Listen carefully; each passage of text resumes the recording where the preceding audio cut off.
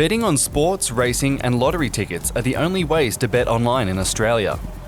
Betting online makes it easy to gamble at any place and any time. We designed and tested a way to alert people when their betting goes up over time. People in our trial had these things to say.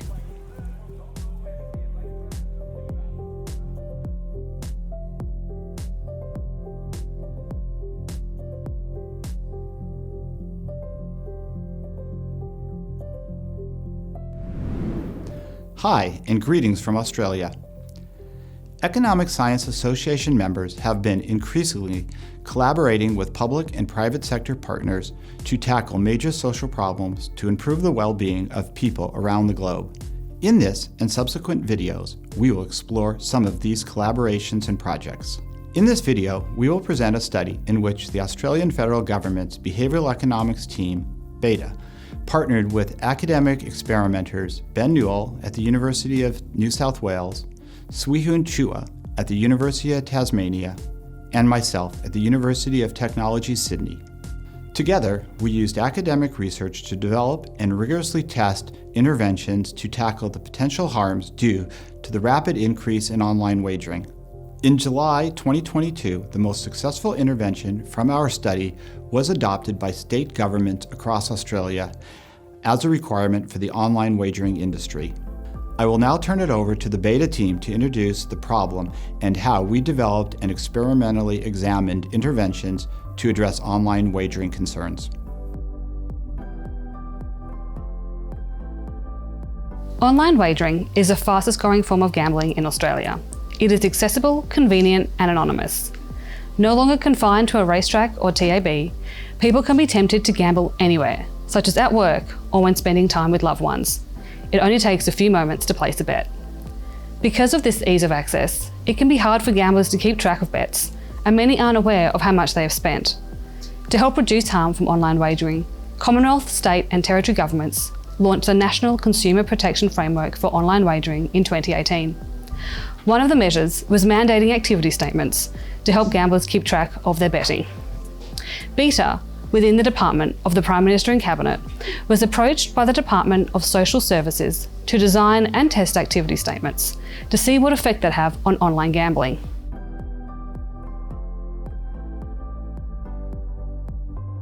Our discussions with BETA focused on the types of thinking that people might engage in and how potential biases can influence the decision to gamble. We wanted to design the activity statements in ways that would make clear how much people were betting and how much they were winning and losing. Lots of behavioural research suggests that people are particularly sensitive to losses. A loss of $100 is felt much more keenly than the equivalent gain of $100. So we predicted that a statement that showed losses really clearly would decrease the tendency to gamble. We also built on the idea that sometimes people perceive sequences in outcomes, the so-called gambler's fallacy, whereby a win might be much more likely following a series of losses and vice versa. Again, by showing outcomes of bets aggregated across time, we could highlight that sequences are irrelevant. We also wanted to make wins and losses equally available to people, rather than allowing people to selectively remember wins more readily than losses, a tendency which is often observed. We then distilled these ideas into concrete designs for different activity statements.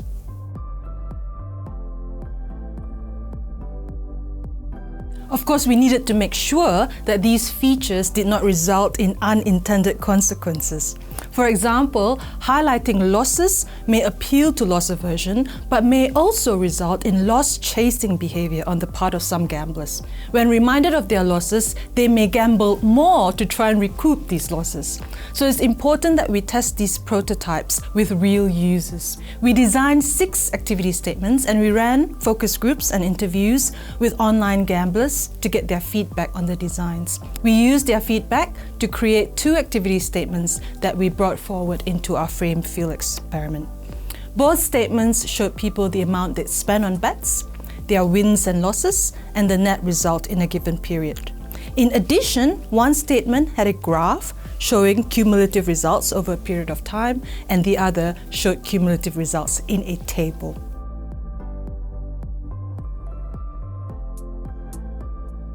Once we had our 2 final prototypes, we created an online game with the help of Links Australia. The game simulated betting on a series of online horse races. Lab dollars were deposited in the player account at the beginning and after every 8 races. The player was allocated a horse with a fun name and shown the odds, which varied at each race. After placing the bet of their choice or sitting out the bet, the player would watch 6 horses gallop along the racetrack. After watching Fluffy Dakota win or lose, the account balance would increase or decrease and the next race begin. At the end of 8 races, all players were given a short break before the next round. While some players were only given time to rest, other players were shown a dynamic activity statement which reflected their betting behaviour in the previous 8 bets and showed whether they had lost money overall and how much. There were 8 rounds of 8 bets, so players who were randomly selected to see a statement had an opportunity to learn from their earlier feedback. All the races were won on computer-generated probabilities linked to the odds, so each player had a slightly different experience from every other player. Some had winning streaks, some had losing streaks. More wins were had on lower odds. To increase player engagement, 3 players were randomly selected to receive their final balance at a conversion rate of 20 lab dollars to $1 Australian, but all players received a flat fee for their participation as well. Our final sample was 1,501 participants, and we tested 2 statements seen by the treatment groups against a control group who saw no statements. There was around 500 people in each group. We screened out high-risk gamblers due to ethical reasons. All players took part in a post-game survey. Players who saw a statement were asked about how they used the activity statements in the game. We chose to run the experiment in a simulated environment under controlled conditions, where participants could only bet between 0 and 15 lab dollars per race. This was done to minimise harm, so gamblers weren't betting their own money. Despite the game not being real, the majority of participants, 86%, said it felt at least a little like real life. Betting patterns also showed people behaved like they would in real life. For example, when the odds on a horse were higher, people bet lower amounts and vice versa. We hypothesised that showing participants the activity statements would reduce the total amount bet and reduce the number of bets placed. Players who saw the activity statements during the game bet significantly less than those who did not see an activity statement, the control group. Players who saw the statement with the graph bet 7.6% less than the control group, and those who saw the statement with the table bet 4.9% less than the control group. The difference between the 2 statement groups was not a significant difference. While the activity statements caused people to bet fewer dollars overall, they did not cause them to place fewer bets. Those who saw the statement placed on average 44.8 bets, and those in the control group placed on average 45.7 bets.